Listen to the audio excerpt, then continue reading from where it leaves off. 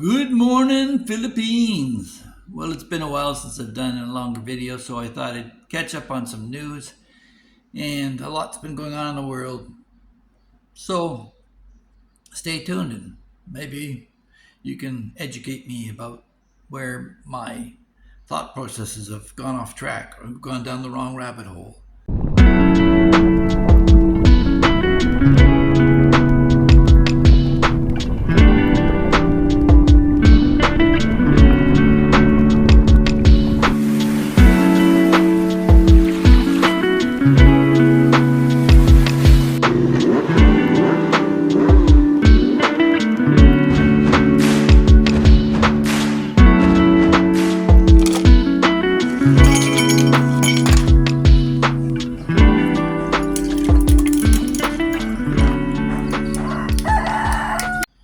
Well, it seems like the whole world's got Trump derangement syndrome. Rightists are guarding his actions, and leftists are losing their minds. I've got one friend in hospital. He's got a defibrillating heart. He's been in there for 3 days. He's got pneumonia, and he's on his backside in the vet hospital. And he's posting things about Trump. You'd think you'd have something more important on your mind. So everybody just step back and take a breath, will you? Okay? Now let's talk about some other things. As far as the house is concerned, yeah, I did over $25 million worth of building envelope work in Vancouver, and I'm hyper tuned to leaks and water control in a house. So when I find a leak here in my new construction, I lose my mind. But really, the result of a leak in the Philippines is minuscule compared to what you got going on in a climate of freeze thaw like Canada. So, yeah, the buildings here in the Philippines, they all leak, I'm sure. Um, in the tropics, they've got that old song, oh Lord, don't let the rain come down. My roof got a hole in it and I might drown. So, yeah, I too have to learn to take a breath and not freak out. We'll deal with some of these things over the long haul under maintenance. Now, the solar panels got installed, and yesterday I did a short about that. I went up around 1 o'clock in the afternoon, and both batteries were at 100%. It's a 9.8 kilowatt system, and it's just soaking up the sun like crazy and the energy. And I didn't think about it, but I went and turned on the air conditioners and left them on all afternoon. And around 4 o'clock in the afternoon, it dropped to about 80%.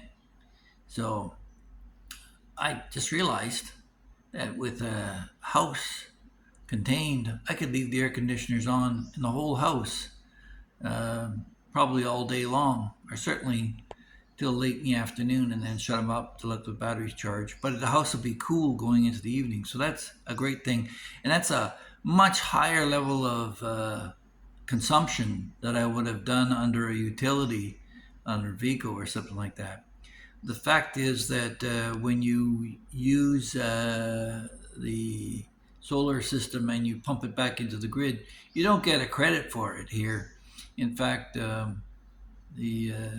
they kind of penalize you in a way, because when you do call upon them, they'll charge you on a higher rate than the regular customers. So we're basically running independent of what the utility here does. Now, last month when we looked at the hydro bill, there was an overlap. It was over 20,000 pesos, and uh, the actual monthly for 32 days was 16,000 pesos.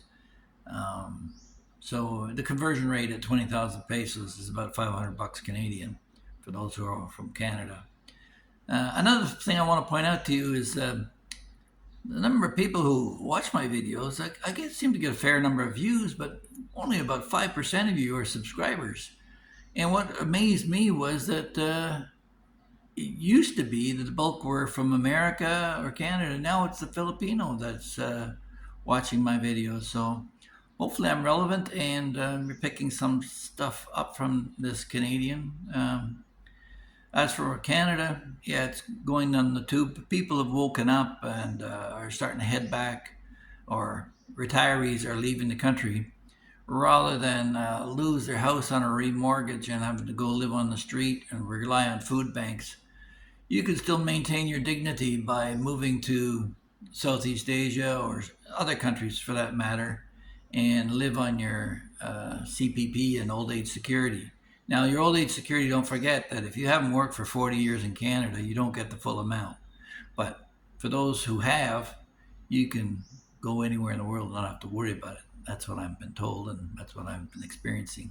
I just paid my taxes on a capital gains for selling the house in Canada, and that I've taken and put into this place. So I don't know where in Canada I could live. Even when I lived in New Brunswick, which is probably one of the most affordable provinces in Canada, this house, including the land, the actual total cost of construction, is about $150,000. And to get anything near decent as this in Canada would cost me at least $500,000 because it's over 2,700 square feet and 3 levels, 4 bedrooms, 3 bathrooms. It's fair size. So, yeah, comparatively, for those who are thinking about selling off and moving to Southeast Asia, there's hopefully give you some information about that. But as for Canada itself, if you're a senior, you've got the perfect storm heading your way. First of all, your pension is being eroded by inflation, and your chances of the economy growing under the tariff systems that Trump's putting in play are minimal to none. And then when you go to your healthcare system, which was once the pride and joy of the world, it has been buried in bureaucracy and timelines, and people are dying in emergency rooms.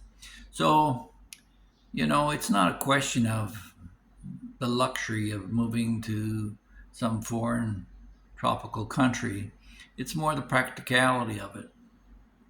I know my family member he's a brother in law. He's living in a ramshackle hut in New Brunswick and just scraping by on his pension. And, he could be living here in the Philippines. He's a drinker too, so certainly the booze would be a lot cheaper for him here than it is in Canada, and even smokes. So, if you're prone to these vices, which fortunately I shook off years ago, it just makes more sense to come to the Philippines. And then he's got to deal with do I buy groceries or do I pay my heating bill?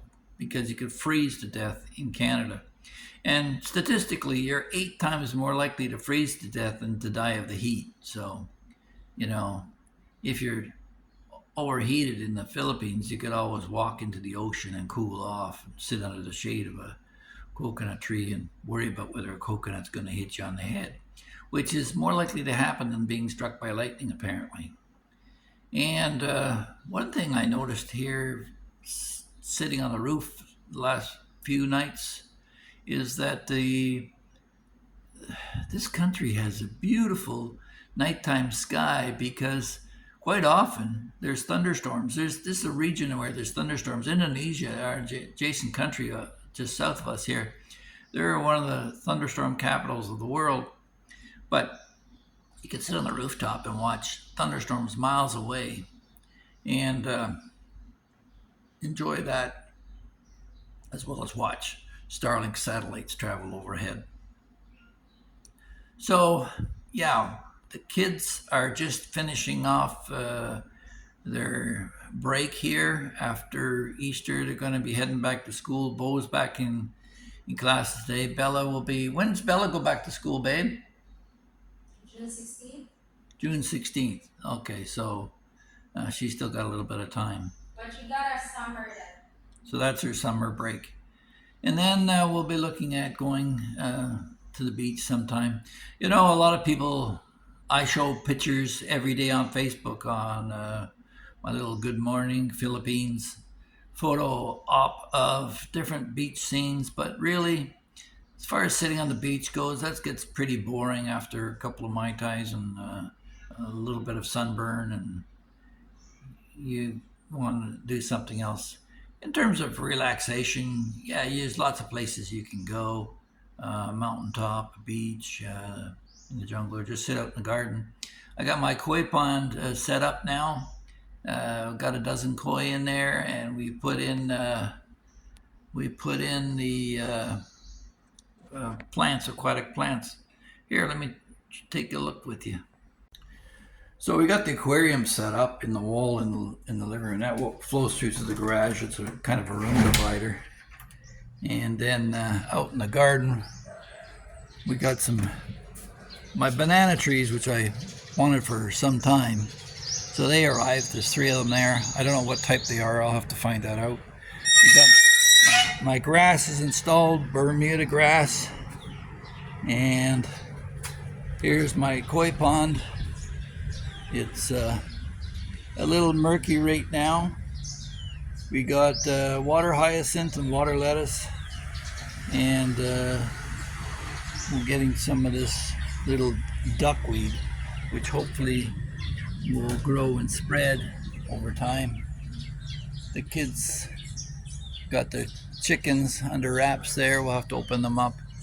And we got coconuts like crazy. We just cleaned up the coconuts on the other side.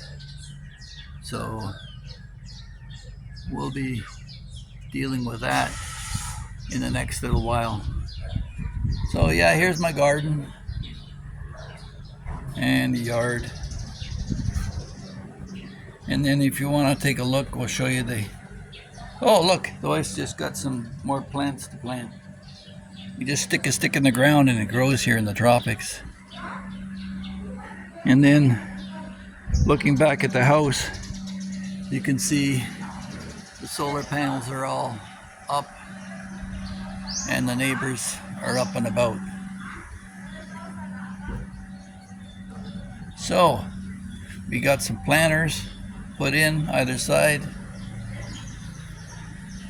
and that's basically it for the house update.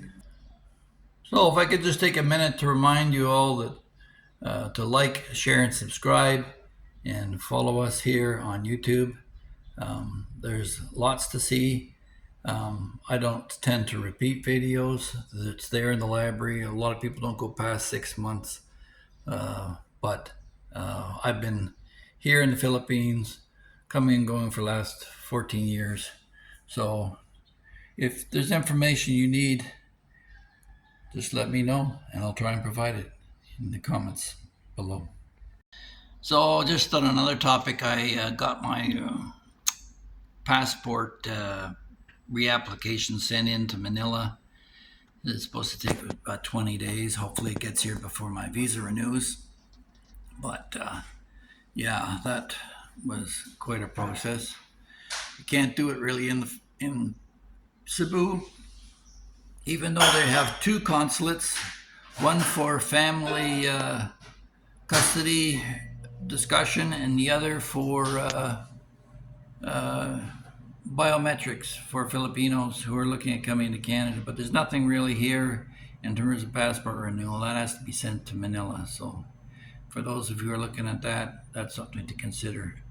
The other thing I forgot to mention is that as senior, you start to lose your ability to protect yourself. All your systems are starting to gradually weaken. And the predators in Canada are en masse. The drug addicts looking for their next fix and how to finance it. The increase in crime as opportunities continue to drop.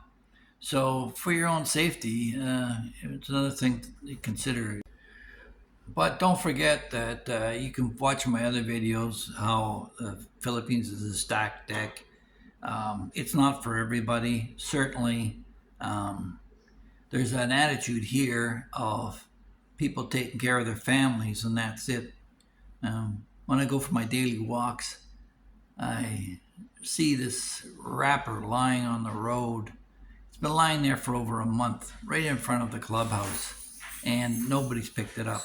Now, if I was in Canada, I'd pick it up because I figure it's my neighborhood. But I'm in the Philippines, and nobody else does, so I won't either. And that's the way things work here. So you just sort of keep your own mind in your own business and don't bother with your neighbor. There's no such thing as paradise except in your own mind when you go to sleep at night.